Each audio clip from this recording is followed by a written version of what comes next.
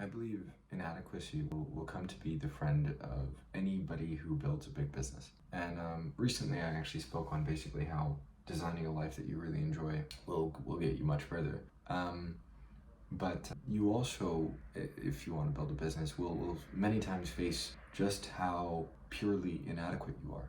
And that's not a very fun realization, actually, it turns out. And that is something you will face repeatedly, and I speak from experience in this case. And I thought to speak on it a little bit because today was one of those days where I just like you look up at this mountain of failures, at this mountain of inadequacies that is only your own, and that's the only way up, right? And I think it's incredibly it could sometimes it washes over you and it feels very discouraging, but at the same time it is I think one of the most crucial necessary parts of the entire journey of being a business owner and a kind of builder, is that you must face those things and build on them. And if you are not able to face your own inadequacies, you will basically cap out at wherever you think you are adequate. And so, breaking through that I think is one of the most important parts, but it can also be like sometimes the physical actions themselves are surprisingly simple. And I think that, at least for me, is what makes me most frustrated when I have these kinds of reflections, and it happens.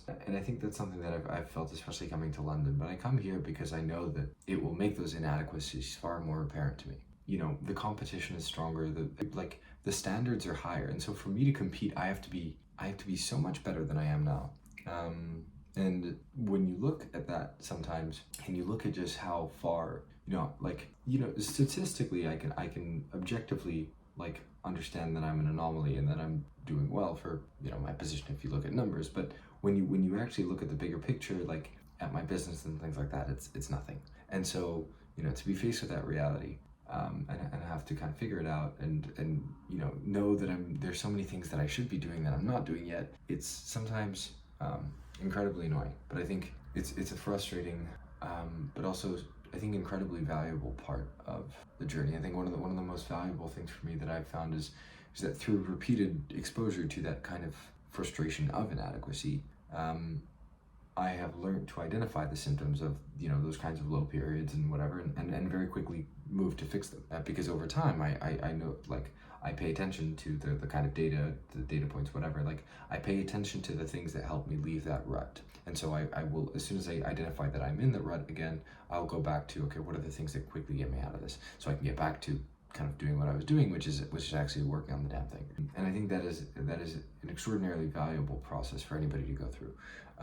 If pay attention to your own inadequacies, because you need to identify them if you want to compete, and also learn how to not get overwhelmed by them, because there are so many. I am so incredibly incompetent relative to what I need to do, and I believe I will gain that competency over time. But even then, I think there's so much there's so much more to be done on a personal level. There's just so many more things that I need to do, and sometimes you look at all that huge list of things and it is a little bit overwhelming, or at least I think I've found that in my experience. But you have to be okay with looking at that list and seeing how long it is, because if you cannot face that, you will not resolve anything on that list.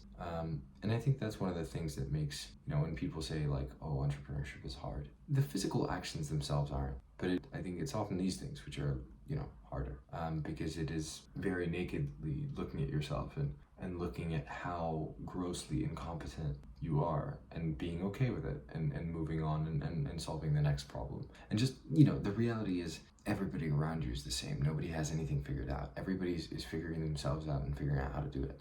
It's everybody's first time at life. And we basically pick off a highlight reel of what other people are good at, and then put, we compare that highlight reel of a couple different people, and we put that together, and then we compare. And I think to have that as a goal is perfectly fine, because it will it will push you further. But it is definitely sometimes when you look at just how many things you need to improve, it can definitely feel a little bit discouraging. But I think it's just the thing that you have to go through. And I think that's been one of the most valuable things out of building this business over the past 2.5 years. It is just the number of times that I have felt this is huge when I just look at things. And in absolute, the numbers are growing.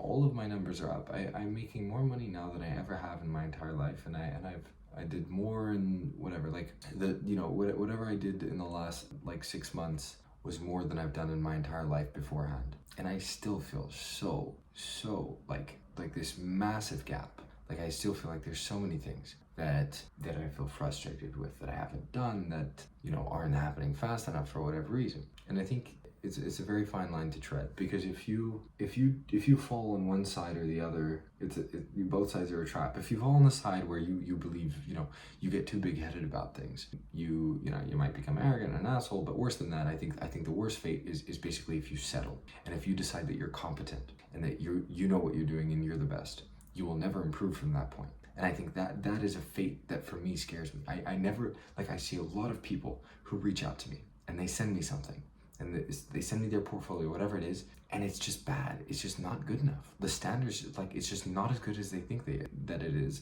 And they think that it's here, but the reality is it's here. And that's one risk, is if you fall too much on that side. But equally, you have to walk that tightrope, because if you fall on the other side, where you become you become too focused on your inadequacies, it will hinder your progress, right? You will doubt everything that you do. And to straddle both of these sides, I think, is done with practice. I think you will usually find yourself falling on one or the other side of the line when you haven't straddled that before. And I know that I've been on both sides. I have had times where I got a little bit big-headed. I've also had times where I suffered because of my lack of confidence. And so I've been on both sides, and I think it's very useful to be able to kind of look at that. And I think it has helped me be able to look at things with a lot more objectivity, because I think nowadays I have a far kind of superior capability than I did maybe 2 years ago to be able to look at things and be like, okay, well, I'm trash at all of these things. These things are good, and this is what it is. It's not what it's not, and I'm just going to focus on solving these next things. And I'm also not going to get sad about the fact that list is 100 times larger than I'd potentially like it to be. And also at the same time, I can look at things and still be happy with how far I've come. And I think more than that, like, it is easier to get away. I have found it is much easier to straddle that line when you find a good rhythm day to day, and where those things are not the focus of your day to day, but rather just the enjoyment of the everyday little things. Like, you like showing up to work, you like working on the thing that you're doing. That, I think, really helps you not have to, like, when your entire existence doesn't center around being perfect or the lack of that perfection, and it just centers around doing the thing for the sake of going through the motion. I think that is when you reach very good rhythm, or at least it has been in my experience. Yeah, I think that reflection is a little bit scattered, but I think it's a useful one, a very useful one that potentially a lot of people would benefit from. But you should both feel inadequate and be okay with being inadequate and not stress it. And I think that is the part that, like, I think a lot of people who feel inadequate stress it too much, and the people who don't feel inadequate plateau. And you have to be between these two lines. Treading that line, I think, is the key to consistent progress, but it is hard. But I think it's a worthwhile reflection to have, even with yourself. Like, which side do you fall on right now? And also, like, I think it ebbs and flows. And sometimes, today I very much fell on the side where I felt so incompetent. But I know that happens sometimes, and it's okay. And that is a very short-term thing, which is not, that's not me falling off of the tightrope. That's just me maybe wobbling a little bit. And that happens, every once in a while. But on average, I think I've been able to tread that line very well, especially like this year. I think that's been really good for me. But yeah, I think the challenge is to always maintain it. Try and stay balanced between both sides.